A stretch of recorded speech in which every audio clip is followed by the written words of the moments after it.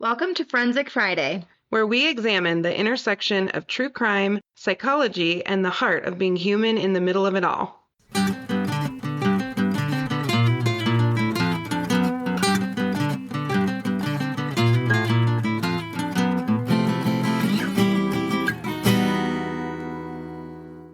Okay, so I have this all written today. Hello, forensic friends. Hi. I wrote it because I was trying to pay attention and everything was crazy with the puppy. So I was like, I'm gonna do this one by hand. Mm-hmm. So I promised you guys on Wednesday that we were gonna do the most heinous stalking case I've seen. Yes. And so that's what we're doing today. Oh boy. hmm But first of all, I need to make a public service announcement. Have you ever used StubHub? Yeah, like to buy tickets. Sons of bitches. Let me explain Oh God. what I mean. I took my nieces to Six, right? Uh-huh. Okay. So we go to dinner. I take them to a nice dinner. They order, nice little meals. Everything's adorable. We're all dressed up. We go to dinner. I'm watching my StubHub, and I've used StubHub before with no issues. Mm-hmm. I'm watching my StubHub, and I'm still not really getting sent my actual tickets, right? So I knew exactly what row I was going to be in, all the things except the exact ticket number, because the seller releases it to StubHub, who releases it to you. Right. But they're supposed to send it by like 3:30 or 4 our time, Mm-hmm. right? Mm-hmm. I don't get it. Whatever. The minute we can go into the box office, we go in to figure out what's going on with the tickets. Yeah. I met with a whole bunch of people. People are crying.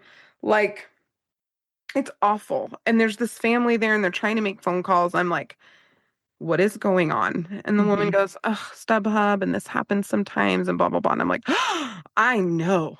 I didn't stay in Denver all day and bring these girls out for a 7:30 show and go to dinner, and we don't have tickets to 6. I know that didn't happen. So she looks me up, everything else. It's not the theater's fault. They have nothing to do with it, right? And Right. this poor woman, she's just looking so sad. So the people in the corner are trying to make phone calls. They've got a phone out and they're trying to solve this thing, right? Well, she hands me a phone number with like a slip of paper with information. I'm like, say less. So I call on my phone. And Mm-hmm. I'm lucky. Like if you call a number, you're not going to get the person. If I call a number, they're going to pick up. That's just how it works. Mm-hmm. They picked up immediately. Mm-hmm. And again, I'm in the vestibule with criers, and my little nieces are looking big bummed. I get on the phone with support, and they're like, yes, we're so sorry, ma'am, but we don't have the tickets. You will be issued a refund. I'm like, come again? The show starts in 30 minutes. How does this solve my problem right now? Right. Right. And I said, I realize this is not your problem, but you do actually work for StubHub. So you're going to hear about it for a minute. Okay. Right. So what are we doing about me standing here with my nieces? I need to be able to buy tickets and they're sold out. Uh-huh. Right. Or you need to fix this problem for me Uh-huh. because I'm here with two little girls. You want to disappoint me? That's fine. But these are my babies. Right. What are we doing? Right. And he's like, well, we'll give you a refund. I said, okay, sir. Again, that helps me not at all. So when I get my money in 7 to 10 business days and Six has left Denver, what am I supposed to do? This does not solve my Six musical niece problem. Right. Right. And the oldest niece is laughing. Oh She's my starting to God. laugh. Even the guy on the phone is starting to like chuckle a little bit because I'm clearly mad, but not at him. I'm mad at StubHub. And I told him, I said, sir, you're lovely. This is not your problem. Also, like, who do I talk to about this? Because I'm getting my parking money back. I'm getting my dinner money back and maybe pain and suffering. Like, this is Right. just unacceptable. Like, this child might need a therapy session. She's real sad. Right. So the people in the corner, one of them who was crying finally starts laughing, and I'm like, oh, well, at least I'm helping someone, Right. I'm doing something. I hand them my phone. So they all have the same conversation. They start passing my phone around the vestibule to all Uh-huh. the sad people so that we can get refunds. And hopefully I will see my refund, or else I don't even know where a StubHub office is, but I'm gonna get on a plane and handle it because this is so sad. And they're like little people crying, like kids crying over not being able to go. So Uh-huh. we came home. We didn't see 6. I didn't know this. I know I didn't tell you. I saved it for the podcast. Oh We my didn't even gosh. know. So That's so sad. I call Garrett and I'm like, Garrett. He goes, oh no, what's wrong? He could tell by my voice. And I said, we can't go to the musical, Gare, because StubHub can't release the tickets. And they didn't let us know. That was the part I was the most mad about. So If crazy. something happens, let me know and I can come up with a different plan. But to stand there all dolled up and not be able to go in is real shitty. That sucks. Yeah, I didn't know that you guys didn't go. That's wild. No, Gare felt so bad that he searched and searched on the internet to find the best like bootleg version that somebody had recorded like in Broadway. So like the phone sticking up out of his coat Oh my pocket or gosh. something. And we came home. We stopped at Nordstrom, which we all needed. One needed to pee. A couple of us just needed to calm ourselves. So we stopped at Nordstrom on the way home and we got popcorn and all the things and we sat down and watched on the couch with the puppy. So we made it okay. Oh, But my little niece, Nat. that sucks so Oh, bad. she's like this. So now I'm trying to figure out how to take her to Arizona in March to go see it because I feel Mm. so bad. The oldest one wasn't as bummed as the little one. The little one loves musicals. So anyway, it was really sad. That's terrible. So if you buy tickets at StubHub, well, first of all, I'm going to tell you not to Yeah, because that's I would wild. do Ticketmaster. I would do almost anything else. I'm tagging them in this post. Yeah. Obviously, this is a first world problem. People have bigger problems going on. But I would not, if something is very special and dear to you, buy tickets at StubHub. And for the Denver Center of Performing Arts, that's what comes up. Mm. Remember when I got roped in that weird hotel thing? It was the same thing for CrimeCon. It's like the Yeah. thing, they pay for the ad space to be at the top and then you get all Yeah. goofed up. Anyway, that's my 6 Mm. StubHub drama. I will never use them again. I'm so sorry. Oh my God. They need a much better disclaimer because they say they'll refund your tickets if something happens with the event. Right. They don't say, hey, there's a good chance your tickets won't get released. That's crazy. I know, Nat, I'm telling you. And they And didn't why notify me. why didn't they get released? I don't totally understand, but I think it's the seller. Like the seller, maybe they sold it on another platform and didn't inform Stub. Like I Uh, don't know, but they didn't release the tickets. But StubHub has a policy they're supposed to let you know by 4 o'clock. I didn't even know that. They don't make that super clear. And StubHub, I've gotten tickets on StubHub before, so I will never use them again. Don't use them. Book directly on DCPA. You're welcome. there you go. Ugh. Anyway, I'm tagging all the people in this, by the way. Public service announcement. There you go. Unbelievable. Hmm. Okay, so our case today is Eva LaRue, and it's Is what's their name? stalking Eva LaRue. Eva LaRue. Okay. She's one of the most beautiful people I've ever seen in my life. You know how some people are just like gorgeous? Mm-hmm. She's gorgeous. Mm-hmm. Beautiful, great actress. And we're going to talk about the stalking case that I think, and I was telling Nat, and I kind of plugged it on Wednesday. I think it's the most heinous stalking case I've ever seen. Yeah. Ever. And there have been a lot of nasty ones over the years, especially in Hollywood, and they've had a few deaths. But Mm. this one, the content was so heinous. That's So we're gonna talk about it. I'm gonna share a couple things, just kind of a trigger alert. I'm not going to trigger warning, trigger alert, trigger alert. I'm gonna share Same. some of the things that were said, not all of it. Some of it's just really not even worth repeating. But Yeah. I will share just a couple of things just to kind of help you guys understand why this case is even over and above Mm-hmm. usually see. It's just really creepy. Mm. So, this really goes back to 2007. Okay. So, in 2007, basically, Eva LaRue was kind of making her way up in Hollywood. She had been on, what's that soap opera? All My Children. Yeah. Did your mom ever watch soap operas? Was that No. ever a thing in your house? No. My mom watched the occasional soap opera. I need to ask her which one it was, but Tina would sometimes watch them when she was home Okay. during the day, and I think this was one of the ones she watched. So she was on All My Children, and she had grown up in LA. She grew up technically in Norco, California, which is an hour and a half south of LA. Okay.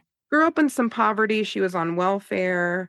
Her parents split, and her mom took her and her sister with mom. And then her mother was convinced that her father was following them. Hmm. So she grew up even under this fear Mm-hmm. that her father was following them, following her mother. Hmm. Stressful environment growing up, had a good mom, loved her family, but it was stressful. Mm-hmm. And she knew early on, I want to be in Hollywood. I really want to be in Hollywood. And so she did, like I said, some commercials, All My Children. She was Dr. Maria Santos on All My Children. Okay. hmm And while she's on All My Children, she meets John Callahan, who was her partner on screen. They Okay. fell in love. They're really an adorable couple. Hmm. Like so, so, so cute. They were a couple on screen, couple in real life. They have a baby together, Kaya Callahan. Okay. And then they in the documentary, so there's a documentary called My Nightmare Stalker on Paramount Plus, and Mm-hmm. then I read a bunch of news articles too. Kaya's on the documentary. Kaya comes on the screen and talks about just kind of this fairy tale childhood with her father. Okay. And they watched videos, home videos of this couple. You can just tell she loves being a mom. Oh. Like she's like you, like she just lights up with her little girl. They're so sweet together. And they were a really, really famous couple. Yeah. So they broke up though when Kaya was one, but kept working together. And they really figured out how to be kind of friendly co-parents. Work Mm-hmm. together, whatever. They just drifted apart. Yeah. So after All My Children, for 4 to 5 months, she was kind of looking for her next thing. And fortunately for her, she got picked up by CSI Miami. Mm-hmm. And I don't know where they film All My Children, but CSI Miami, the set's in California, and she mentioned moving back to California. So I don't know where she was Okay. during All My Children, but she came back to California. And she basically, Kaya's like 3 years old at this point, and this is a big time show, big show. Okay. Yep.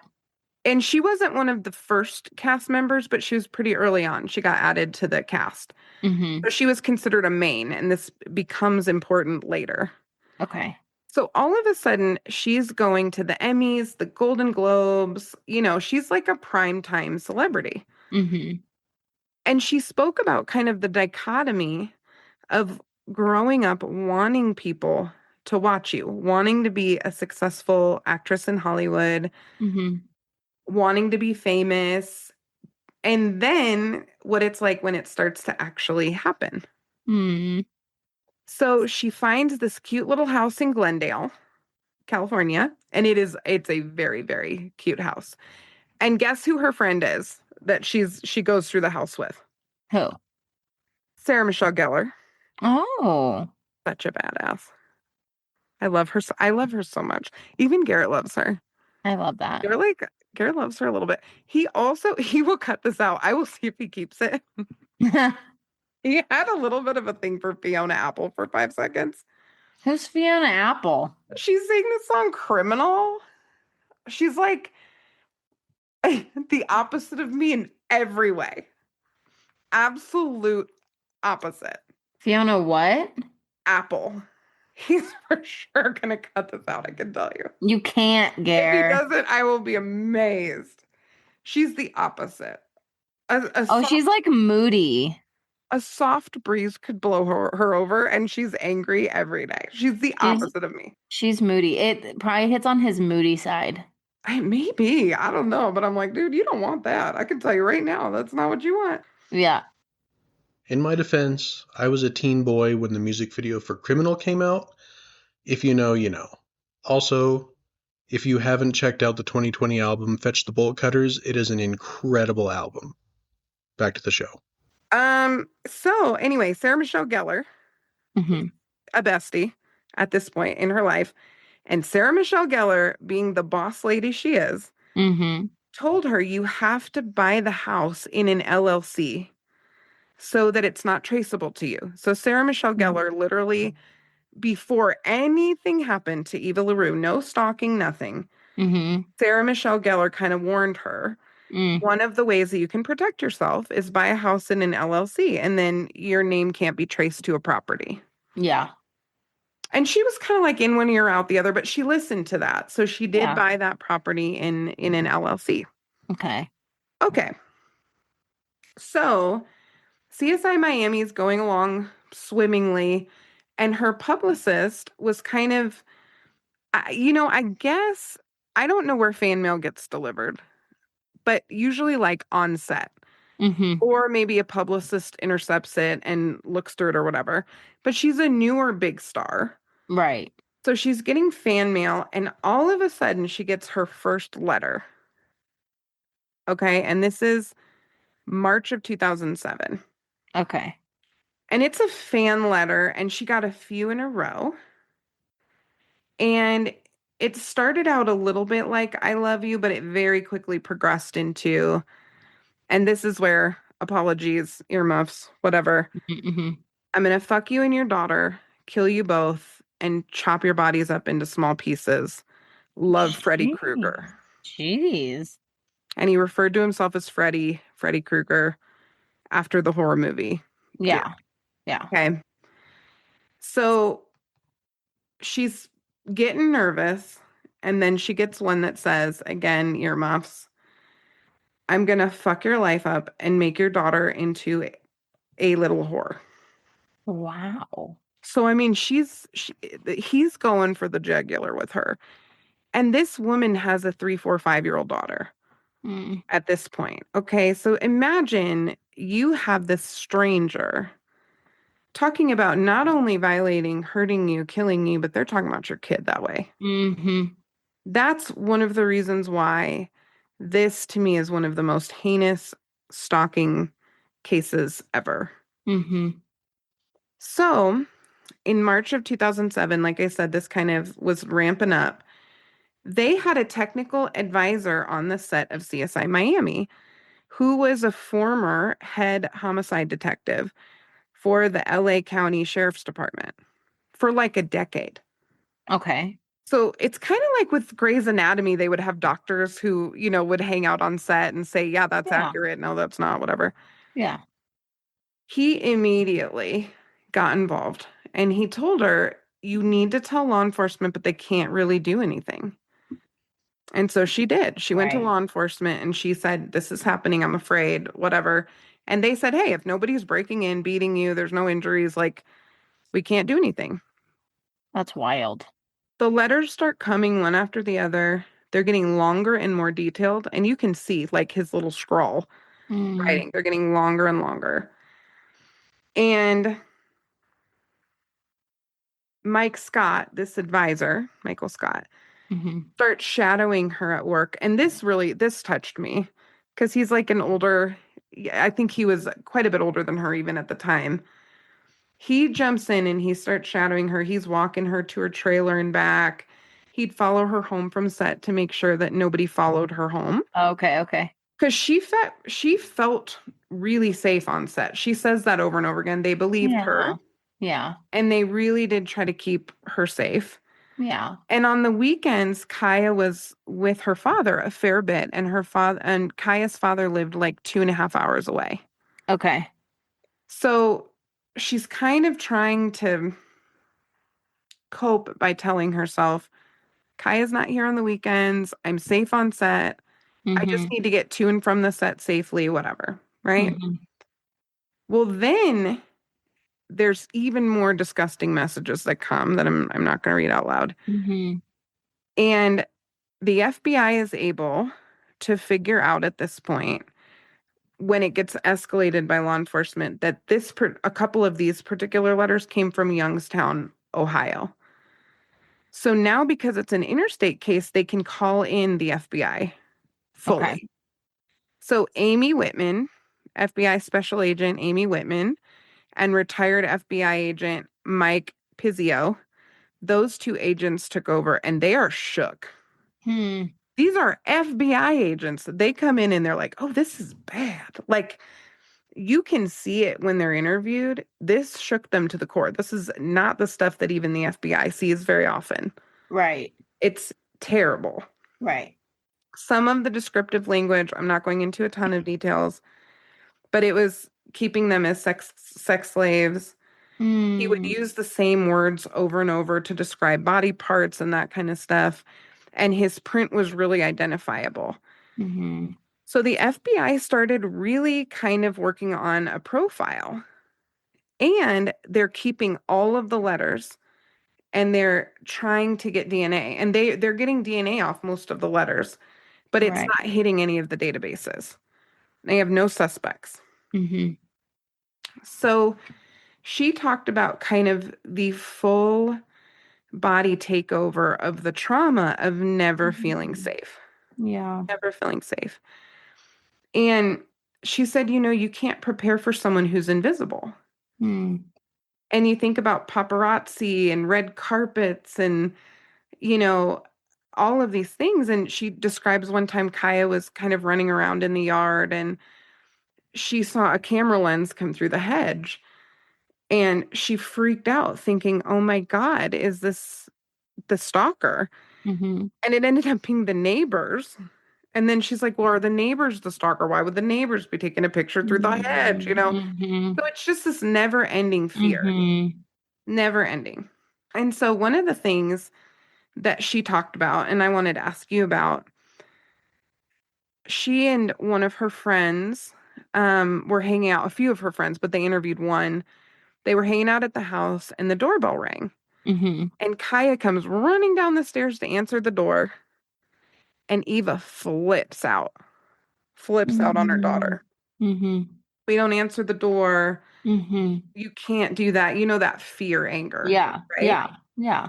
And so she talks about just realizing at that point that her fear was seeping onto her daughter. And her daughter's crying and her daughter's affected. And so what do you think as a mom, just what the impact of that is on a kid? Because you spend so much time making your kiddo feel safe. Yeah. I mean, it's heartbreaking, you know, to feel like I can't imagine feeling like you don't feel safe yourself, and then you're also wanting to protect your child, your daughter, you know, from obviously she's not going to see the letters, but yeah, but then it's hard because then if you become like, there's no way she couldn't have done this, like not allow the fear to take over, because I think that would happen to anybody. Yeah. But then it's like now daughter might be a little scared of mom, you know, and like scared of her reactions and scared to upset her. And so That's then it like exactly does the opposite, you know, of creating not creating safety, but making her feel safe, because now she's like, well, I can't even open the door, you know? Yeah. That's exactly right, Nat. And that was what the friend was describing, is how heartbreaking it was to see Eva freak out and then kiddos crying. And you're just seeing the toll on mother and daughter. And she can't tell daughter everything that's going on. So she basically just says, you can't answer the door, you can't, whatever. But we work really hard to make our kids think the world is relatively safe. I mean, we tell them about stranger danger, but I don't want a kid that is afraid of everything. And I know you don't either. So in May of 2007, so again, this started in March, right? May of 2007, the letters are still coming. The FBI BAU, behavioral, that's like my dream. Okay, so you know they are hiring like fairly often. You have to be 37 or less. I know. I've looked at those postings. Also, you have to like go to Virginia for like 6 months or something, and you know we're moms. Oh, that would be fine. I'd go for 6 months, but we're too old now. You're not gonna leave your baby for 6 months. There's no way. She's coming with me. They're not gonna let you take your baby to FBI training. Well, my family will come and we'll rent a house. Oh, I don't think so. I Well, I thought about can't. it. I can't. I'm too old now. I did think about this when I was younger, though, a couple of times. Yeah. But really, I mean, I just love being with my family. But this is the dream for Mm-hmm. nerds like us. Mm-hmm. This is the dream, right? Mm-hmm. You know, take the bastards out, right? That's what they do on BAU. So Mm-hmm. they put together the profile, and here's what they figured out. He likely doesn't know her. He's having this big fantasy. He's an erotomaniac Mm-hmm. with a very specific delusion, which this is the winking one. Oh my gosh. Viewing subtext in all interactions, right? Mm. And the example is she's wearing a yellow dress because it's my favorite color, right? Mm-hmm. It's delusional, but they start reading into every little thing. Mm-hmm. So I looked up, I was like, okay, erotomania. I know what this is, but I need to be able to talk about it more intelligently. So I looked it up. So erotomania has stages. Are you ready for this? Oh gosh. Stage number one is hopefulness. Okay, so stage one is like, Okay. oh, this could happen. Mm. Like, oh, love her. This is great. She's over here wearing this yellow dress for me, blah, blah, blah. Mm-hmm. Stage two is resentment because she hasn't figured it out yet, right? So Mm-hmm. now we're starting to be resentful because she's not answering my letter. She hasn't come to find me yet, whatever the delusion is. Mm-hmm. Stage three is grudge holding Mm. and a rage that they cannot contain. So this is, I hate you. It is angry, angry, angry. Jeez.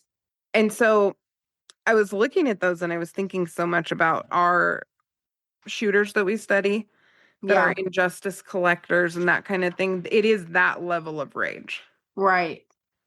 And then the FBI agent, the FBI agent, talked about coercive control in Mm-hmm. the letters, wanting her to be terrified and control her behavior through these letters, which I've never really thought about that before. I've thought about stalking as coercive control. Right. Right. Okay. But in stalking, I wasn't necessarily thinking about that. Mm. That there's kind of a bend to that. So Right. our girl, Eva, she goes, I'm gonna learn to shoot a gun. Good. A la one of our episodes a couple weeks ago, right? Yes. So perfect place to do this is CSI Miami. They take them to the range because they need to look like they know what they're doing with a gun. She has this Mm-hmm. buddy who's a retired homicide detective. Yeah. She starts going to the range. She learns how to shoot. She's sleeping with a gun under her bed. On the set, and I never knew this, on the set of CSI Miami, at the same time that Eva LaRue was being stalked, David Caruso was being stalked by a woman in Austria who had pictures of him all over her house with like knife cuts in the head. And Emily Proctor, who was on the show, had two different stalkers at the same time in different sides of the country, pulling all kinds of stuff. So there was a lot of fear on that set, but also a lot of security. Mm-hmm. And so they show Eva walking the set, and she's just clearly reminiscing about this being really the only place she felt safe. The sad thing is, Mm-hmm. that's not the time she was with her daughter. Mm. So she Yeah. felt safe at work, but at home, she was scared. Yeah. Well, she was probably extra scared too when she had her daughter. Because that's 100%. one more person she has to be mindful of. Oh, that's exactly right. So in June of that year, and she's going into, they have like a hiatus on a show. They'll have a couple of months. Mm. So leading up to the hiatus, she was getting physically sick. Her hair's falling out. Like she's just Mm. imploding under the stress. This Mm-hmm. was March to June. We're talking 3 months, the change in this woman's life from this Mm-hmm. person in these letters. So her friend goes, we're going to Italy. We're going to Italy for your whole hiatus. You can come stay with me. Mm-hmm. Nobody's going to know you're there. You're going to be just fine. First night they're in Italy, someone broke in to where they were staying, opened the door, looked in at her, And she looked up from the bed and she sees someone standing in the doorway and then they leave. Oh my gosh. That's terrifying. I know you just got creeped out. I like saw the choke. I'm not gonna sleep tonight. I think you will. I don't know. Maybe I'm gonna make you laugh at the end. I'm gonna try real hard so that you can sleep. So hang in there. Okay. Okay. Okay. So the first night that happens, they found out pretty quickly that it was not the stalker. But when the police came, I'll tell you how in a second. But when police came, all they wanted to do was they recognized her and just wanted a picture with her. The person? The police. The police. Oh, And oh, they're the like, police. Oh gosh. Eva LaRue, CSI Miami. And they want a picture of her. And she's like, Do your job. please do your job. Like if there was ever a day to do your job, it's this day. They Mm-hmm. were able to figure out that this actually was not the stalker, but was someone who had worked on the property, had broken in. So it was like one of those really Mm-hmm. unhappy coincidences, Okay. right? So then she talks about having, She goes to Italy to like get away from this, and she's like, and the first cool. night, yeah, she's like, awesome. You Mm-hmm. know, I clearly didn't have her firearm in Italy, which I don't think you're allowed to do that. Yeah. But also, that wouldn't have been great because this was like a kind of more of a petty theft situation, but Mm-hmm. still. So she talks about, and I don't fully understand what she said, but from what I can tell, she had this moment in her relationship with God where she just Mm-hmm. decided that she was protected. She just had to get to this point where it was like, listen, if Mm-hmm. this stalker can go anywhere to find me, God also has to be there with Mm-hmm. me. And so she just made some kind of peace with it Mm-hmm. to the best of her ability. So she comes back in September to start filming again. Mm-hmm. And now she has a security company, cameras. The homicide detective talked about how she just listen so intently to him. Mm-hmm. She'd come into her garage and she'd search the garage before she got in the car. She was very mindful leaving the set to make sure no one was behind her, like just Mm-hmm. really being heads up. So then she's still getting periodic letters. Okay. Mm-hmm. She had a lot of good security, but she had to build literal walls. Like she had to put a gate up. Mm-hmm. Okay. January 19th of 2010. So this is a couple of years later. Again, she's still vigilant. They've not caught the stalker. She gets occasional letters. It's not the same deluge, but she's still getting letters. Mm-hmm. The city of Glendale has a hearing Okay. about her gate because her gate, Natalie, I'm telling you, this is where government goes to die. This stuff makes me so mad. Right. Her gate was 6 feet tall and the height limit was like 5'8". And so she had to go to the city council in Glendale and argue to be able to have her gate, to not Mm-hmm. get rid of her 6 foot gate. Okay. And she had gotten a beautiful gate that looked nice with her house. Like it was a whole thing. Yeah. So she's on this thing. Well, turns out, city of Glendale, and this is true for a lot of cities, their city council meeting is televised Mm-hmm. for residents of Glendale. Mm-hmm. These idiots put on a screen the lots and share her address publicly. Oh my gosh. People are so stupid. You can't make this shit up. No, I know. I know. Some boneheads like, "Ooh, let's project the lots and talk about her exact address." It's like, how did you miss in the agenda that Mm-hmm. she has this for security? Because she was very clear with them Mm-hmm. that she has this for her security. And then they're like, at 222, blah, blah, blah, I know. So the LLC that had kept her safe no longer really matters because he now can literally see her and it's on the internet. It's a whole thing. Paparazzi's there the next day. Oh my gosh. So she was moved and out in 2 days. And fortunately, she had a fiance by this time, and it's Joe Capucho. Okay. So she gets engaged to him, or was engaged to him. She met him when Kaya was 6 years old. Mm-hmm.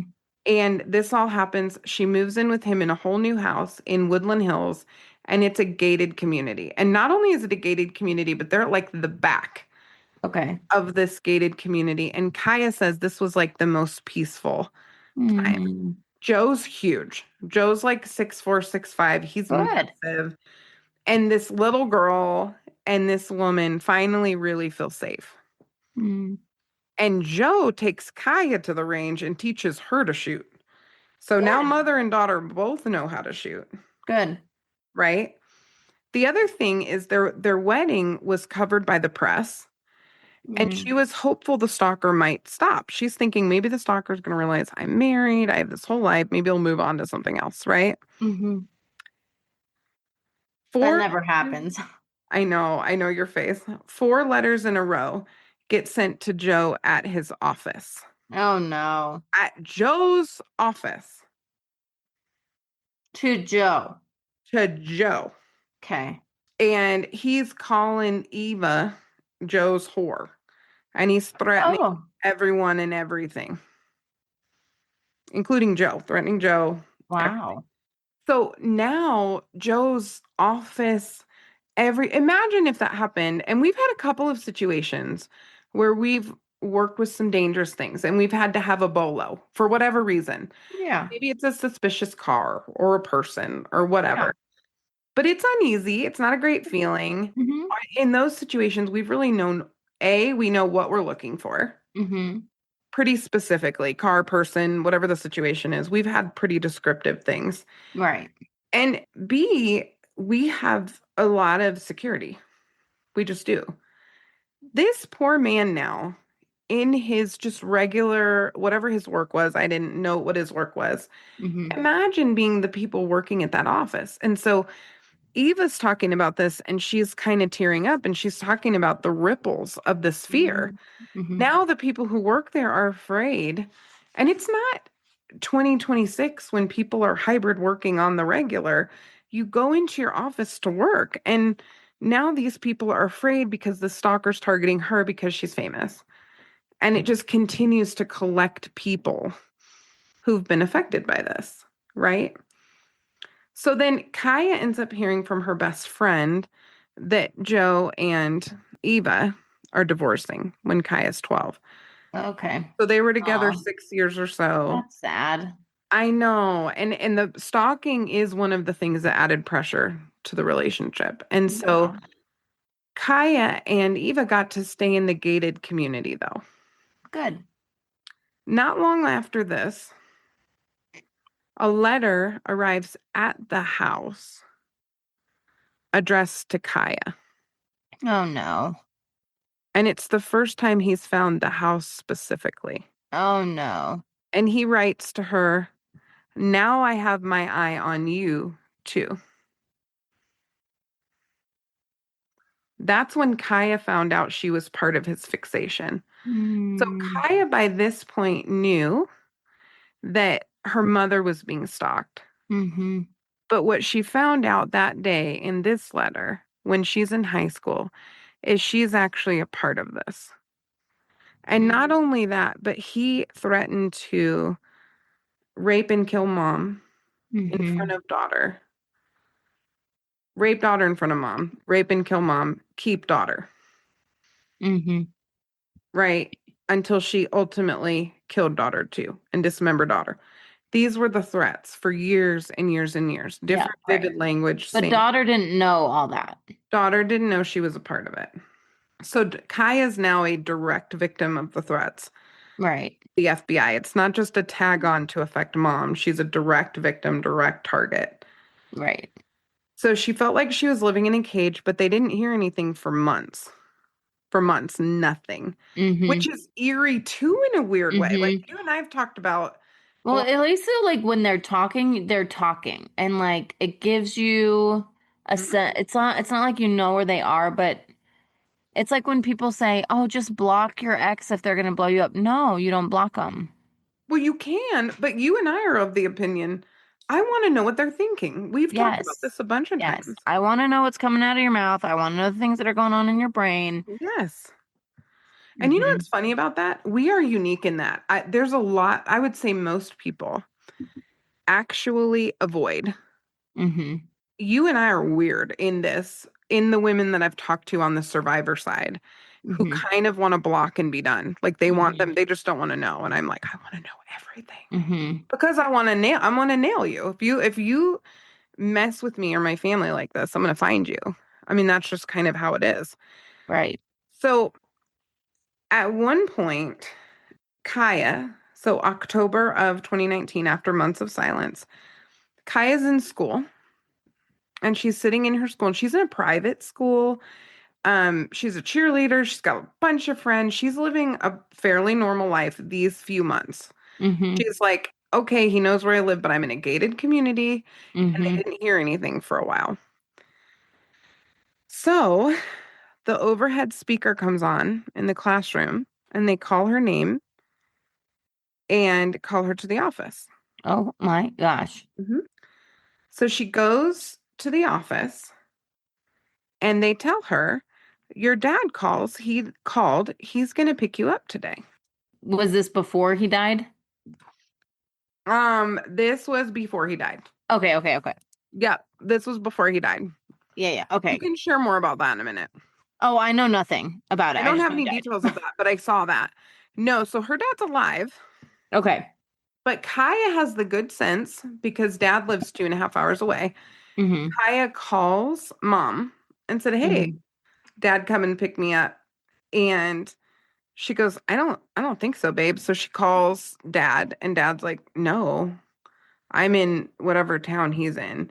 And Kaya goes, I knew it was my stalker. I knew immediately it was my stalker. Mm-hmm. So Eva, God, I love Eva, calls the FBI on the way to the school, runs into the school. They're like, ma'am, you have to like tell her, to log in. And she's like, fuck right off. Like my Yeah. daughter, Mm-hmm. I'll see you on the flip side, right? So she goes barreling past the office, Mm-hmm. runs into Kaya in the hallway, and just takes her and leaves. And she's frantic. And she's thinking he could be watching the parking lot and follow them home. I mean, he knows the address. He may not be able to get in the gated community, but he might. It's not that hard to get into a gated. I've gotten into some on accident, because Mm-hmm. I'm not great with directions. So I've ended up in some gated neighborhoods on accident. So all night they were terrified, all Mm-hmm. night long, and they decide, we're gonna have to get out of here, whatever else. Mm-hmm. So around this same time, the FBI is realizing that they can close cases using the genetic genealogy stuff, Mm-hmm. which you and I know Yep. this is how they've got Koberger. They've closed a bunch of cases. Yep. Well, Eva's case had been open for a decade at this point. This was a 10-year case Wow. they were unable to solve. 10 years of their life.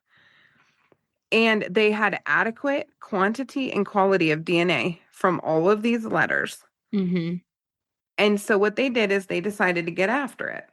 And they knew Ohio. They knew because they had traced a couple of the letters to Ohio. Mm-hmm. So they're able to start finding relatives in Ohio. People who are connected to this DNA in Ohio. Yeah. And they start zeroing in on this man, James David Rogers. They zero in on him. They look at his social media, and he is following both Eva and Kaya on social Mm-hmm. media. And profilers are good, man. They can get like within 5 years of an age. Right. They can get pretty specific based on a lot of things. So in October of 2019, they knew who it was. They know it's James David Rogers. Okay. Okay. So here's what the FBI does. This is nuts. So they know who it is, but then they have to do law enforcement work to actually like build the case. They can't just go off the DNA. They've got to like build a case up. Mm. So they set up a wiretap, they figure out where he works, all of that kind of stuff, right? Mm-hmm. So he starts calling before the FBI can even get there. He starts calling and leaving voicemails at the school. That's so creepy. And like in one day, he left 19 messages. And what's this guy's name? James David Rogers. Oh, James. wait, because there's a punchline. Don't look him up yet. Oh, okay. So he leaves these voicemails, 19 messages total. You can't help yourself. I'm not gonna do it. You are going to do it. I'm waiting. You I want have the name typed in because there's a few David Rogers, but I haven't hit it's a enter yet. whole thing.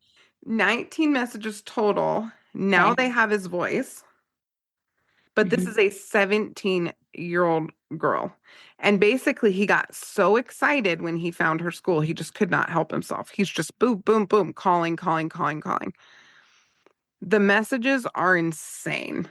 They're insane. They're gross. They're basically more of the same, but Mhm. over and over and over again. The women in the office are crying. They're like, "We're so sorry." I mean, it's a whole thing. Mhm. The FBI gets so concerned that they decide we're going down there. Yeah. It's Stephen and Amy. Okay. And I love both of them. I have to say, Okay. like, if you Okay. see them in the interviews, they're amazing. So they decide they're going to go get this guy. Guess what he does for work? Who, Steven? James. Oh, It's the David stalker? Rogers. Yep. What do you think? What do you think he would do for work? Hold on, let me think. Mm.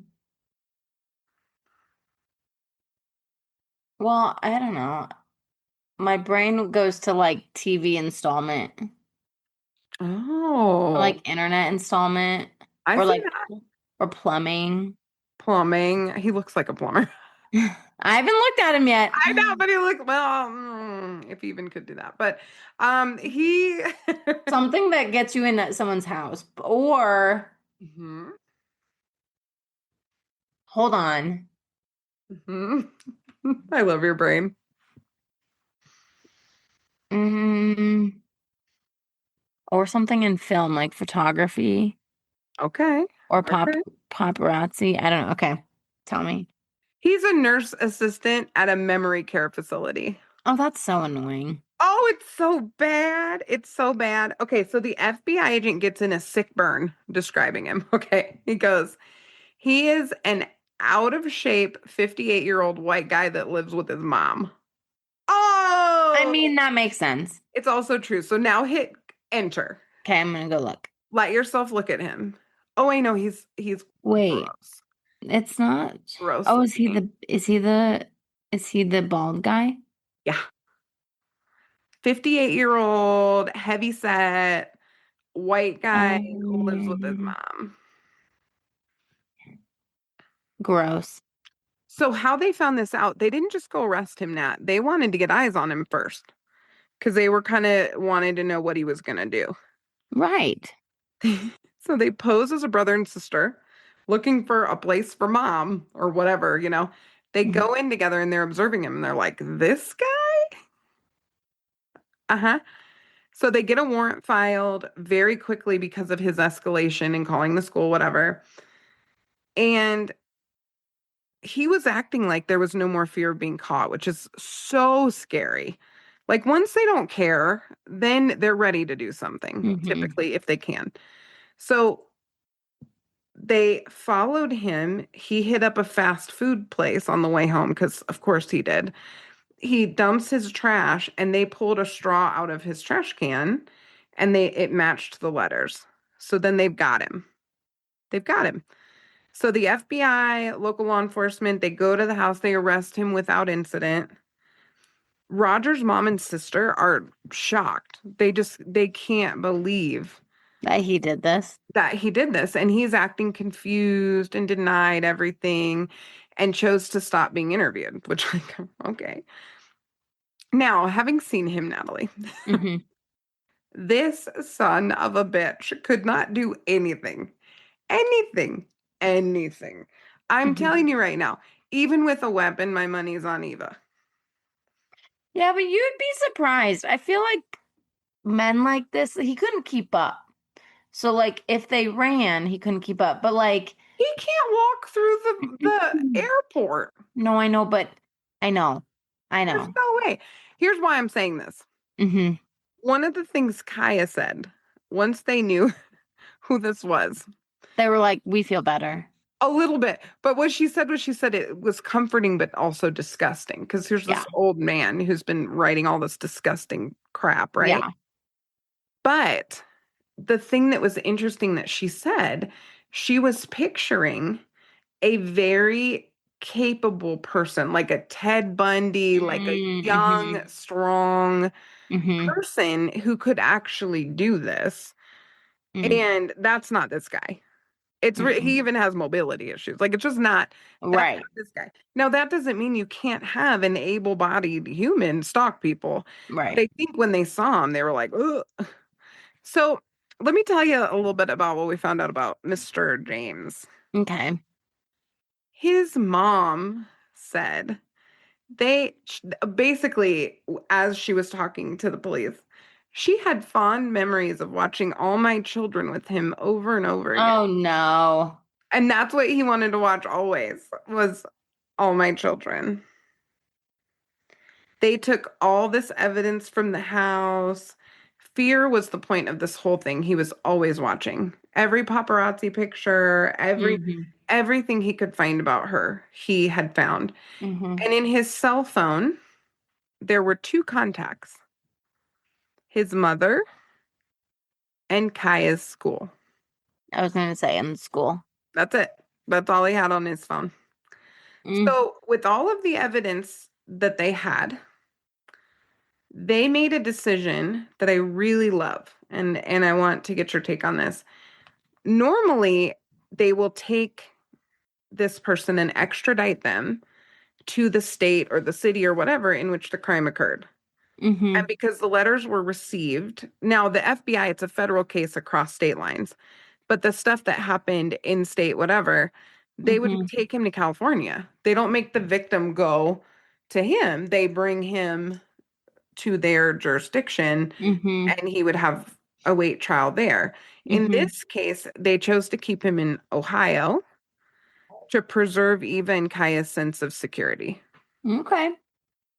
So they made a decision to keep him. Yeah. So at the court date, he gave a statement. And his statement was very like, I'm sorry, blah, blah, blah, excuse, not worth Yeah. repeating, whatever. Yeah. Kaya stands up and gives her victim impact statement. She said she was so irritated by his excuses and all of his crap that she just stood up and went for it. And I mean, this is a young woman, Mm-hmm. right, doing this. And she said it felt powerful and it was like telling the fear to fuck off. And I'm like, that's right, Good. girlfriend, you do the thing. And then Eva LaRue gave her statement as well. Guess what the sentence was? What? Just guess. How long of a sentence do you think this man got for really 12 Mm, years until the end of the court and everything else for harassing them? probably like maybe he got sentenced like 12 years, but then with the possibility of parole early. Something Hmm. stupid like that. Oh, it's worse. 7 years with parole. It's worse. Or, 3.5 year oh, sentence that's so stupid. with 3 years of probation. 3 years of probation? Mhm. I've seen people do less and get more years of probation. Yep. No, I know, girl. It's bad.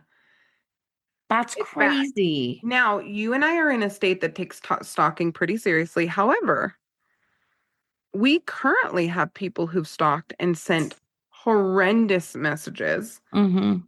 who are not even incarcerated, Mm-hmm. right? But this Mm-hmm. this feels just ridiculous considering the damage, Well, I mean, right? 12 years of stalking.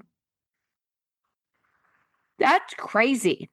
And you get a 3.5 year sentence with 3 years of probation. Yeah, no, that's nuts. And they talked about why stalking is difficult to prosecute, right? Mm, And it's because you have to establish a pattern, blah, blah, blah. Colorado's ahead of the curve as per usual. I really mm-hmm, do like our state. We have some of the most strict stalking laws in the country. Like ours are a little bit cutting edge. mm-hmm. The East Coast is good about stalking, but you would think in California they'd have really, really strict laws. And maybe they are, but this would tell me Right. they're not taking this very seriously at all. That's wild. So he was released, Nat, in fall of 2024. Okay. He's out. He's back at home. There's a restraining order, of course, but you and I know it's a piece of paper. Mm-hmm. And he's on probation. Mm, And he only served 24 months. of course. He only served 24 months and his probation's done in 2027. That's so stupid. So they did the documentary to give stalking victims hope and hopefully to change laws to get people Yeah. to go to their lawmakers and all Yeah. of this stuff. Yeah. But really to encourage stalking victims to do something. Mm-hmm. Because the risk with stalking is they're not violent and there's sort of this until they are, Mm-hmm. there's always the potential of violence. Mm-hmm. And you and I say all the time, we are great at predicting risk for violence. We're Mm-hmm. terrible at predicting actual violence. Not just me and you, we're. The Right. field is bad at this because human behavior is really unpredictable Right. when it comes to violence. So we can take the risk factors, we can drill down on the likelihood. There's assessments like the ODERA for DV where you Mm-hmm. can say 70% of people who do something like this reoffend in this amount of time. Like we have Mm-hmm. measures that are great, but we cannot predict actual violence terribly well. And so one of the purposes of the documentary is just to kind of empower those stalking victims. Yeah. So what are you thinking, buddy? I know That's wild. it's heinous, and I didn't share a lot of what was written because it just Yeah, no. it lives in your brain once you Well, hear it. and here's the thing. One of the things that I like to tell people is we get into the cases and the severity of the cases, but we don't get into the all the gore Mm-mm. because we don't need that, like you said, we don't need that living in our heads. No, the world's scary enough. And I like true Yeah. crime as much as the next person, but there's nothing to be gained from vile statements about a Right. teenage girl and all this bullshit. Like we're just not gonna Any push it. woman. No, the Any takeaway woman. today is, I mean, he's just a sad sack, disgusting Hmm. pedophile of a man who Hmm. really didn't do enough time Hmm. and No, probably is yeah. not rehabilitated. This is someone who can't people. He should not be peopling. Honestly, You his know? little of a sentence is scary, like is almost just as scary as the offense. Yes. Like the offense is horrendous, but so was what he was sentenced. Well, in these cases are the ones now that push up against the part of me. Did he at least get a felony? Yes, I believe he has a felony. At least he has a felony.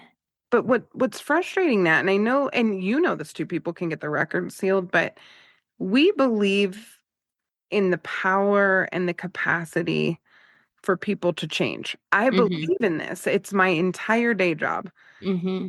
And in cases like this, it really keeps me honest about the limitations of that rehabilitation. So with somebody like this, they can weaponize rehabilitation pretty Mm-hmm. easily. And stalkers can be extraordinarily manipulative. Mm-hmm.